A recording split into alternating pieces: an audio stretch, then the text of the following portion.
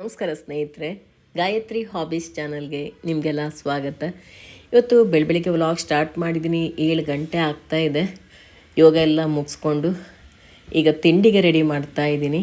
ಊರಿಂದ ಅತ್ತೆ ಬರ್ತಾ ಇದ್ದಾರೆ, ಯಜಮಾನ್ರು ಅತ್ತೆನ ಕರ್ಕೊಂಡು ಬರೋದಕ್ಕೆ ಅಂತ ಹೋಗಿದ್ದಾರೆ. ಇವತ್ತು ಬೆಳಿಗ್ಗೆ ತಿಂಡಿಗೆ ಪಡ್ಡು ಮಾಡ್ತಾಯಿದ್ದೀನಿ, ಪಡ್ಡು ಚಟ್ನಿ. ಇವತ್ತಿನ ವ್ಲಾಗ್ ನೋಡೋದಕ್ಕಿಂತ ಮುಂಚೆ ಹೊಸಬರಾಗಿದ್ದರೆ ಸಬ್ಸ್ಕ್ರೈಬ್ ಮಾಡಿ, ಪಕ್ಕದಲ್ಲಿರುವಂಥ ಬೆಲ್ ಐಕಾನನ್ನು ಪ್ರೆಸ್ ಮಾಡಿ. ನಾನು ಮುಂದೆ ಹಾಕುವಂಥ ಎಲ್ಲ ವಿಡಿಯೋ ನೋಟಿಫಿಕೇಷನ್ ನಿಮಗೆ ಸಿಗುತ್ತೆ. 6 ಡೇಸಿಂದ ಯಾವುದೇ ವ್ಲಾಗ್ನ ಹಾಕಿರಲಿಲ್ಲ, ಟೈಮ್ ಕೂಡ ಇರಲಿಲ್ಲ. ಲಾಸ್ಟ್ ಹಾಕಿದ್ದು ಅತ್ತೆ ಮಂಗಳಗೌರಿಯ ಕಥೆಯನ್ನು ಹಾಡಲ್ಲಿ ಹೇಳಿದ್ರಲ್ವ, ಅದನ್ನು ಹಾಕಿದ್ದೆ. ಅತ್ತೆ ಬಂದ ದಿವಸ ಮಾರನೇ ದಿವಸದ್ದು. ಅದಾದಮೇಲೆ ನನಗೆ ಯಾವುದೇ ವ್ಲಾಗ್ ಮಾಡೋಕ್ಕಾಗಿರಲಿಲ್ಲ. ತುಂಬ ಬ್ಯುಸಿ ಆಗಿಬಿಟ್ಟಿದೆ ನಾನು. ಇವತ್ತು ಎಲ್ಲ ಎಡಿಟ್ ಮಾಡಿ ಹಾಕೋಣ ಅಂಥೇಳಿ ಮಾಡ್ತಾಯಿದ್ದೀನಿ. ಕೆಲವೊಬ್ಬರು ನನಗೆ ಕಮೆಂಟ್ ಮಾಡಿ ಕೇಳಿದ್ರಿ ಯಾಕೆ ಯಾವುದು ವ್ಲಾಗ್ ಬಂದಿಲ್ಲ ಅಂಥೇಳಿ, ಅದಕ್ಕೋಸ್ಕರ ಹೇಳ್ತಾ ಇದ್ದೀನಿ. ಈಗ ಬೇಗ ಪಡ್ಡು ಎಲ್ಲ ರೆಡಿ ಮಾಡೋಣ ಅಂತ ಮಾಡ್ತಾಯಿದ್ದೀನಿ. ಯಾಕೆಂದರೆ ಮಕ್ಕಳಿಗೆ ಬಾಕ್ಸಿಗೆ ಕಳಿಸೋದಕ್ಕೂ ಇವತ್ತು ಬೆಳಗ್ಗೆ ತಿಂಡಿಗೂ ಎಲ್ಲದಕ್ಕೂ ಕೂಡ ಪಡ್ಡೇ ಮಾಡ್ತಾ ಇರೋದು. ಮಕ್ಕಳು ಕೂಡ ಪಡ್ಡು ಚಟ್ನಿನೇ ತೊಗೊಂಡು ಹೋಗ್ತೀನಿ ಬಾಕ್ಸಿಗೆ ಅಂತಂದರು. ಅದು ಬಿಸಿ ಬಿಸಿ ಬಾಕ್ಸಲ್ಲಿ ಹಾಕಿದ್ರೆ ಒಂಥರ ಬೆವರ್ದಂಗೆ ಆಗಿಬಿಡತ್ತೆ ಅದು. ಅದಕ್ಕೋಸ್ಕರ ಮೊದಲೇ ರೆಡಿ ಮಾಡಿ ಇಡ್ತೀನಿ, ತಣ್ಣಗಾದ್ಮೇಲೆ ಬಾಕ್ಸಿಗೆ ಹಾಕಿದರೆ ಚೆನ್ನಾಗಿರುತ್ತೆ ಅಂತ ಹೇಳಿಬಿಟ್ಟು. ಹಾಗೆ ಹಾಲು ಕೂಡ ಕಾಯಿಸ್ಕೊಳ್ಳೋಣ ಅಂಥೇಳಿ ತೊಗೊಂಡು ಬಂದೆ. ಬೆಳಿಗ್ಗೆ ಬೇಗ ಎದ್ದುಬಿಟ್ರೆ ಎಷ್ಟೊಂದು ಕೆಲಸಗಳು ಮುಗಿದೋಗತ್ತೆ. ಒಂಥರ 10-11 ಗಂಟೆ ಆಗೋವರೆಗೆ ಎಷ್ಟೊತ್ತಾಗೋಯ್ತು ಎದ್ದುಬಿಟ್ಟು ಅಂತ ಅನ್ಸೋದಕ್ಕೆ ಸ್ಟಾರ್ಟ್ ಆಗುತ್ತೆ. ನಾನು ಪ್ರತಿದಿನ ಬೇಗ ಎದ್ದು ಬಿಡ್ತೀನಲ್ಲ, ನನಗೆ ಸುಮಾರು 10-11 ಗಂಟೆ ಆಗೋವರೆಗೆ ನಾನು ಎದ್ದು ತುಂಬ ಹೊತ್ತಾಗೋಯ್ತು, ಅರ್ಧ ದಿನವೇ ಮುಗ್ದೋಯ್ತೇನೋ ಅನ್ನೋ ಥರ ಅನಿಸ್ಬಿಡತ್ತೆ. ಬೆಳಿಗ್ಗೆ ನಂದು ಅಡುಗೆ ತಿಂಡಿ ಎಲ್ಲ ಮುಗ್ದೋಗುತ್ತೆ. ಹೆಚ್ಚಾಗಿ ಅಡುಗೆ ಕೂಡ ನಂದು ಬೆಳಿಗ್ಗೆ ಮುಗ್ದೋಗಿರುತ್ತೆ.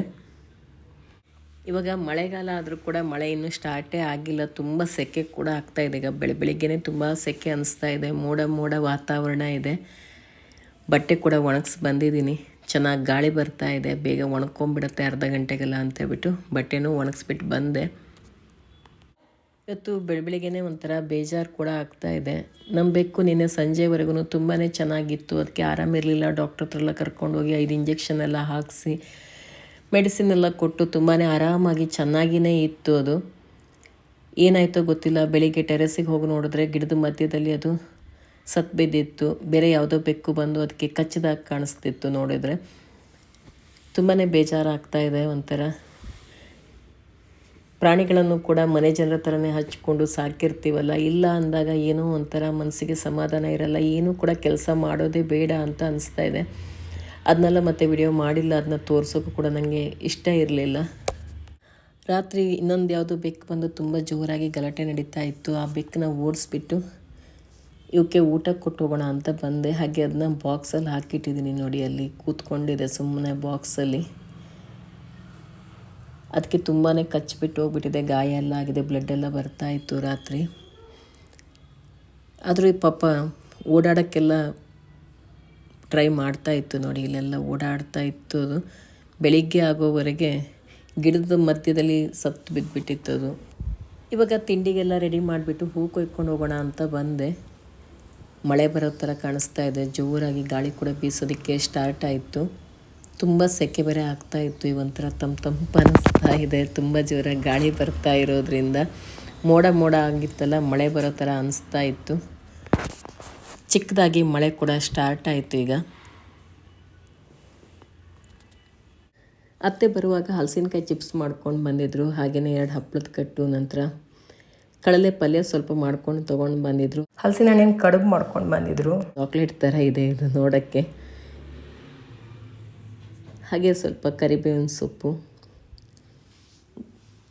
ಒಂಥರ ಕನ್ನೆ ಕೊಡಿ ತೊಗೊಂಡು ಬಂದಿದ್ದರು. ಇವಾಗ ಹಲಸಿನಕಾಯಿ ಕಡುಬು ಬಿಡಿಸಿದ್ದೀನಿ ನೋಡಿ, ಯಾವ ರೀತಿ ಕಾಣಿಸ್ತಾ ಇದೆ. ಅದನ್ನ ಈ ರೀತಿ ಕಟ್ ಮಾಡ್ಕೊಂಬಿಟ್ಟು ಎಷ್ಟು ಬೇಕೋ ಅಷ್ಟನ್ನ ಬಿಸಿ ಮಾಡ್ಕೊಂಡು ತಿನ್ನೋಕ್ಕೆ ಚೆನ್ನಾಗಿರುತ್ತೆ. ಮಳೆಗಾಲದಲ್ಲಿ ಹಲಸಿನಕಾಯಿ ಕಡುಬು ಸಖತ್ತಾಗತ್ತೆ. ಜೀವನದಲ್ಲಿ ಯಾವತ್ತೂ ನೀವು ಚೆನ್ನಾಗಿರಬೇಕು ಅಂತಾದರೆ ಯಾವತ್ತೂ ಒಬ್ಬರೇ ಇರೋಕ್ಕೆ ಪ್ರಯತ್ನ ಪಡಿ. ಮೊದಲು ನಿಮ್ಮನ್ನು ನೀವು ಪ್ರೀತಿಸಿ, ನಿಮಗೆ ನೀವು ಗೌರವ ಕೊಟ್ಕೊಳ್ಳಿ, ನಿಮಗೆ ನೀವು ಟೈಮ್ ಕೊಟ್ಕೊಳ್ಳಿ. ಬೇರೆಯವ್ರ ಜೊತೆ ಹೋದರೆ ತಾನೇ ಸಮಸ್ಯೆ, ಮಾತಾಡಿದರೆ ತಾನೇ ಮನಸ್ತಾಪ, ನಂಬಿದರೆ ತಾನೇ ಮೋಸ. ಇವತ್ತಿನ ಕಾಲದಲ್ಲಿ ಮೋಸ ಮಾಡೋರೇ ಜಾಸ್ತಿ ಆಗಿಬಿಟ್ಟಿದೆ. ಇದೆಲ್ಲ ಬೇಕಾ ನಮಗೆ? ನಮ್ಮ ಜೀವನ ನಾವ್ಯಾಕೆ ಇನ್ನೊಬ್ಬರ ಮೇಲೆ ಡಿಪೆಂಡ್ ಆಗಿರಬೇಕು? ಅವರು ಟೈಮ್ ಕೊಡ್ತಿಲ್ಲ ಸರಿಯಾಗಿ, ಅವ್ರು ನಮ್ಮ ಜೊತೆ ಮಾತಾಡ್ತಿಲ್ಲ, ಇವೆಲ್ಲ ಬೇಡವೇ ಬೇಡ. ಮೊದಲು ನಾವು ಚೆನ್ನಾಗಿರಬೇಕು. ಬರುವಾಗ ನಾವು ಒಬ್ಬರೇ ಬಂದಿರ್ತೀವಿ, ಹೋಗುವಾಗಲೂ ಕೂಡ ಒಬ್ಬರೇ ಹೋಗ್ತೀವಿ ಅಲ್ವಾ? ಸಹಾಯ ಮಾಡೋ ಮನಸ್ಸಿದ್ರೆ ಮೊದಲು ನಿಮಗೆ ನೀವೇ ಸಹಾಯ ಮಾಡ್ಕೊಳ್ಳಿ. ಇನ್ನೊಬ್ಬರಿಗೆ ಸಹಾಯ ಮಾಡಿದರೆ ಇಲ್ಲಿ ಪ್ರಯೋಜನ ಇಲ್ಲ. ಇಲ್ಲಿ ಎಲ್ಲರೂ ಒಳ್ಳೆಯವರೇ ಇರಲ್ಲ. ನಮ್ಮ ಜೀವನ ನಮ್ಮದು. ನಮ್ಮ ಜೀವನದಲ್ಲಿ ಏನೇನು ನಡೀತಿದೆ ಅನ್ನೋದು ನಮಗೆ ಗೊತ್ತು, ನಮ್ಮ ಮನಸ್ಸಿಗೆ ಗೊತ್ತಿರುತ್ತೆ, ಬೇರೆಯವರಿಗಲ್ಲ. ಸೆಲ್ಫಿಶ್ ಅನಿಸ್ಬೋದು, ಆದರೆ ನಾನು ಅನ್ನೋ ಸೆಲ್ಫಿಶ್ ಸ್ವಲ್ಪನಾದರೂ ಇದ್ದರೆ ಮಾತ್ರ ಜಗತ್ತಲ್ಲಿ ನಾವು ಬದುಕೋಕ್ಕಾಗೋದು.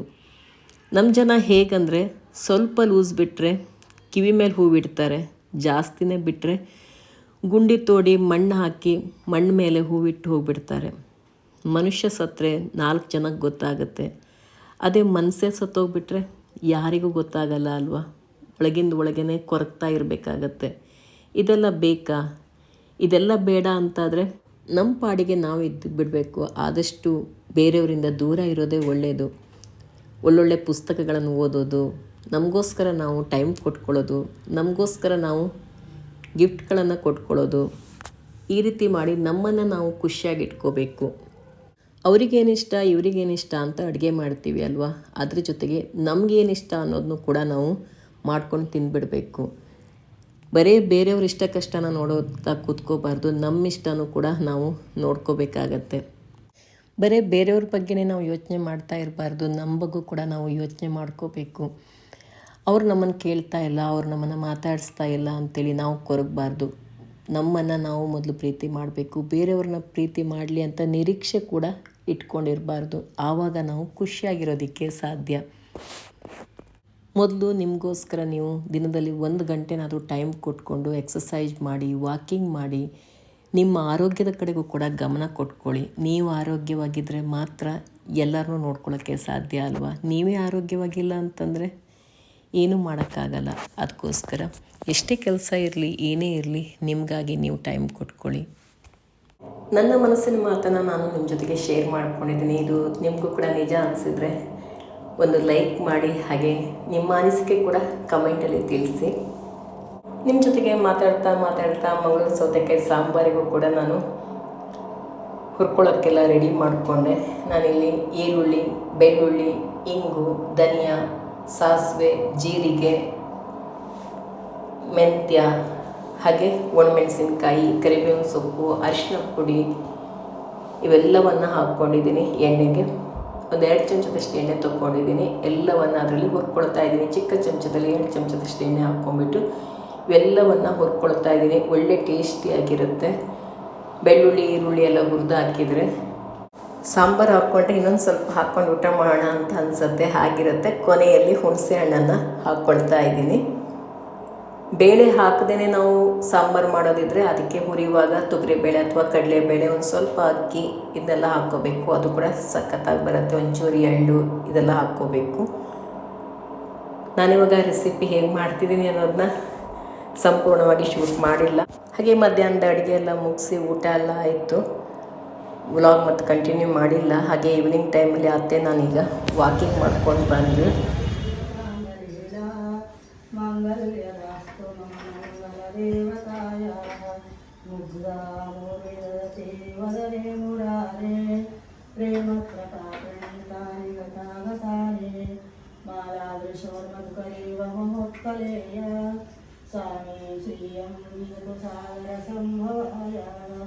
ವಿಶ್ವಾಮರೇಂದ್ರ ಪದ ವಿಗ್ರಹದಾರಕ್ಷ ಆನಂದ ಮುರವಿರ್ವಿಶೋತೆ ಈಶನ್ ದೇವರೋದರ ಸಹೋದರ ಭಗವತೋಪಿ ಕಟಾಕ್ಷಮಾಲ ಕಲ್ಯಾಣ ಮಾಮಾತು ಮೇ ಕಮಲಾಲಯಾಯ ಕಾಲಾಂಬುದಾನಿ ಲಲಿತೋರಸಿ ಕೈಟಭಾರೆ ಧಾರಾಧರೆ ಸ್ತುರತಿಯ ತಟದಂಗನೇವ ಮಾತು ಸಮಸ್ತ ಜಗತಾಂ ಮಹನೀಯ ಮೂರ್ತೆರ್ಭದ್ರಾಣಿ ದಿಶತು ಭಾರ್ಗವನಂದನಾಯಾಃ ಪ್ರಾಪ್ತಂ ಪದಂ ವ್ರತಮತಃ ಖಲು ಯತ್ರ ಭಾವಾನ್ ಮಾಂಗಲ್ಯವಾದಿ ಮಧುಮಾಥಿನಿ ಮನ್ಮಥೇನ मया प्रतित्तयमन्थरमीक्षणार्धं मन्दालसं च मकरालय कन्यकायाः दद्याद्धयानुपवनो द्रविणाम्बुधाराम् अस्मिन् किञ्चन विहङ्गशिशो दुष्कर्म धर्ममपनीयचिराय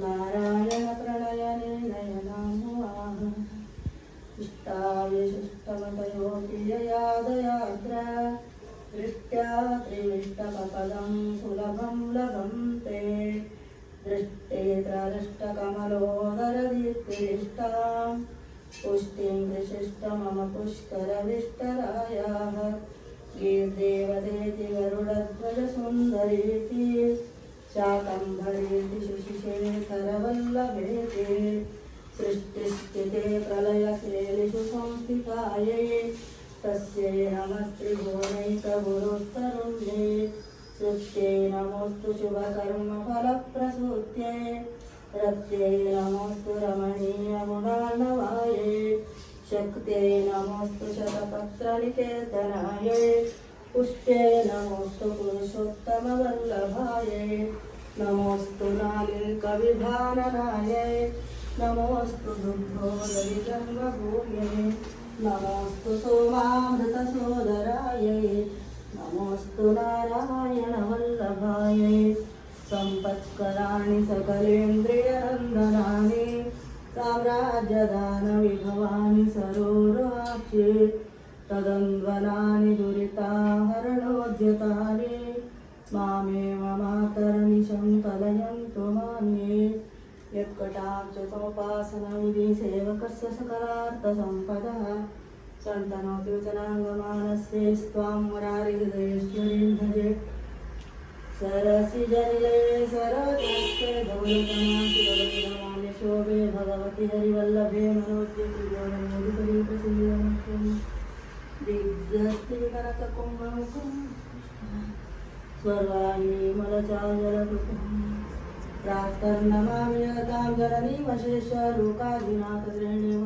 साधिपुत्रीं कमले कमलाक्षवल्लभे त्वं करुणापूरतरङ्गितैरपाङ्गै अवलोकय माम किञ्चनानां प्रथमं मातृमुखतिमं दयायाः स्तुवन्ति ये स्तुतिभिरमिभिः त्रयीमयीं त्रिभुवनमातरं नमामः गुणाधिका गुरुतरभाग्यवादिनो भवन्ति ते गुणभाविताशयाः तेन प्रख्यामिन्दुकण्डात्मौलिं शङ्कारिष्टारीतिष्ठात्रिमित्राम् हेमाभ्यस्तां पीतवस्त्रां प्रसन्नां देवीं दुर्गां दिव्यरूपां नमामि गुरुवे सर्वलोकानां विजये भवरोहिणां विजये सर्वविद्यानां दक्षिणामूर्तये नमः गुरुब्रह्मा गुरुविष्णु गुरुदेवो महेश्वरः साक्षात् परब्रह्म तस्मै ಶ್ರೀ ಗುರುವೇ ನಮಃ. ಆರುಷ್ಯ ಸ್ಕೂಲಿಗೆ ಹೊರಟಳು. ಹಾಗೆ ಅತ್ತೆ ಮತ್ತು ಯಜಮಾನರು ಕೂಡ ಹೊರಟರು. ಅತ್ತೆನ ಮಧ್ಯರಂಗ ಮತ್ತು ವೇಣುಗೋಪಾಲ ಸ್ವಾಮಿ ಟೆಂಪಲ್ಗೆ KRS ಹತ್ರ ಇರುವಂಥ ಟೆಂಪಲ್ಗೆಲ್ಲ ಕರ್ಕೊಂಡು ಹೊರಟರು. ಅತ್ತೆ ತಂಗಿ ಕೂಡ ಬಂದಿದ್ದರು. ಅವರು ಕೂಡ